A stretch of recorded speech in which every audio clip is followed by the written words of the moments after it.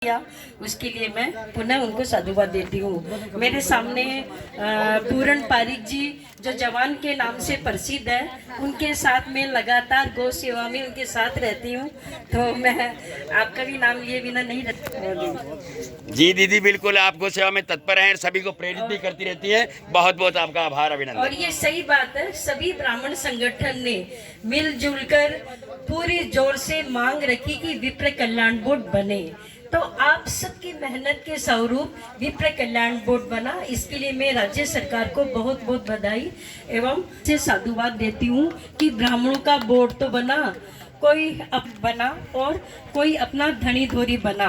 ये हमारे लिए बहुत ही सम्मान की बात है, क्योंकि ये बोर्ड पहली बार बना है। इसके लिए नियम कानून, इसका संविधान बनाने में समय लगता है, लेकिन अब पूरी तरह से तैयार है। और जो जो मांगे हम विप्र कल्याण बोर्ड की मीटिंग के दौरान जो हमने प्रस्ताव लिए हैं, वो धीरे धीरे सामने आ रहे हैं। जैसे हमने अनुप्रति कोचिंग योजना में संख्या बढ़ाने के लिए कहा, तो वो कल मुख्यमंत्री जी के द्वारा घोषणा हुई है। और ईडब्ल्यू से स्कूटी, ईडब्ल्यूएस की साइकिल, चूँकि ईडब्ल्यूएस और ब्राह्मण समाज का पूरक है और गहरा संबंध है। ईडब्ल्यूएस का ज़्यादातर फायदा अपने ब्राह्मण समाज को मिल रहा है, तो मैं सभी से ये निवेदन करूंगी कि ईडब्ल्यूएस प्रमाण पत्र आप जरूर बनवाएं।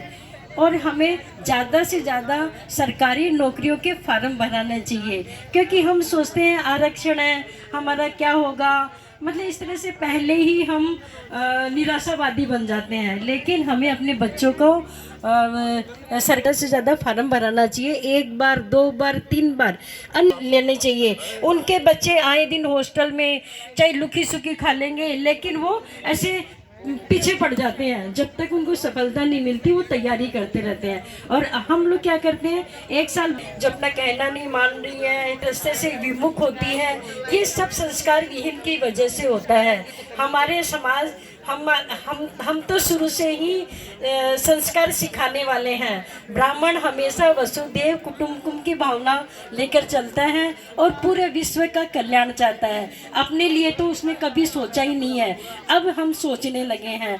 हम जब तक, चाहे कोई भी व्यक्ति किसी भी विचारधारा से संपर्क रखता हो, लेकिन जब ब्राह्मण आए तो हमें केवल ब्राह्मण विचारधारा रखनी चाहिए। जो हमारे सरकारी अफसर हैं, सक्षम हैं, तो हमें उस बच्चे को आगे बढ़ाना चाहिए। और हमारे समाज का चाहे पंच हो, चाहे सरपंच हो, चाहे पार्षद हो, चाहे विधायक हो, हम किसी भी विचारधारा से संबंध रखते हैं, लेकिन जब अपना ब्राह्मण बंधु आए तो हमें केवल ब्राह्मण विचारधारा रख के उसको आगे हम पहुंचाने का काम करेंगे, तभी हमारा समाज आगे बढ़ेगा। हमारा समाज प्रशासनिक क्षेत्र में आगे बढ़े, राजनीतिक क्षेत्र में आगे बढ़े, तभी हमारा समाज का कल्याण होने वाला है। नहीं तो हम कहाँ थे कहाँ आ गए।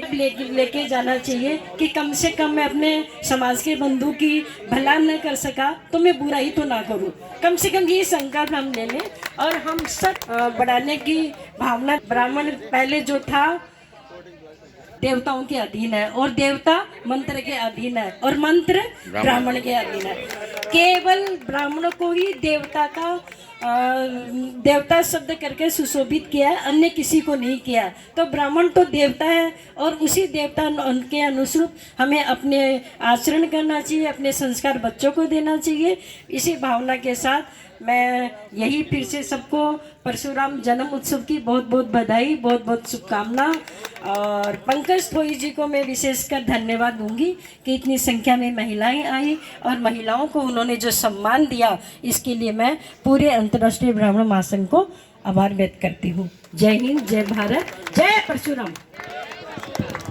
मोहन जी से निवेदन करूंगा कि सभी मेहमानों को, सभी अगर वो मोमेंटो जरूर दें और प्रसादी जरूर दें।